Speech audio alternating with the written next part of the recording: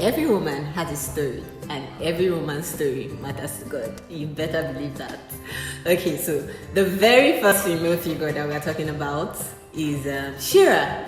That is probably the great granddaughter of Joseph, because we can't really figure out if she is the daughter of Ephraim, that's Joseph's son, or the granddaughter of Ephraim. But we find her story. Quite a story. That's the sad thing about most of these characters. A lot of details are missing, but we find her mentioned in 1 Chronicles chapter 7 verse 24. Okay.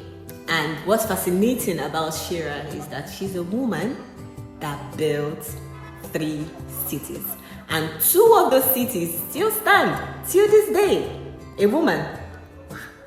So we see SHEERAH, just like her great grandfather, who went on to Egypt to build the storehouses that actually saved the whole generation. And then this woman, existing in a time where women were just mothers, wives, maids, or slaves, went on to build 3 cities.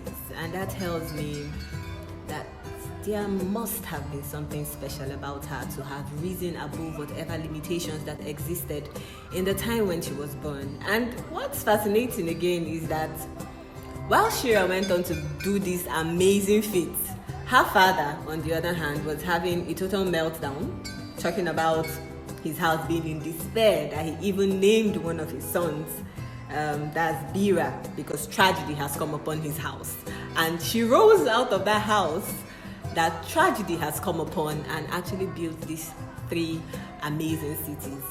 Let's talk about these 3 cities. So she built Upper Beth Horon, or Horon, and Lower Beth Horon, and Uzen SHEERAH. Hope I'm correct. Okay, but check your Bible. That's how my mouth is pronouncing it. So these are the cities that she built, and the last one, which is the Uzen SHEERAH, actually means, from the studies that I did, I found out that it means listen to SHEERAH. And there are two meanings that we can bring out of this. One is listen to SHEERAH. Maybe she was trying to make a statement. This is a woman, and I'm sure she needed the cooperation of men in some way to work with her, and she needed to tell them, listen to SHEERAH. Listen to SHEERAH. Okay.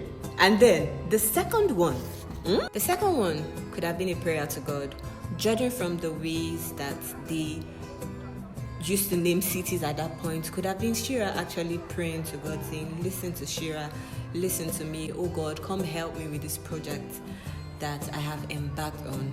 Uzen SHEERAH was the last city that she built, and she was calling upon God to help her.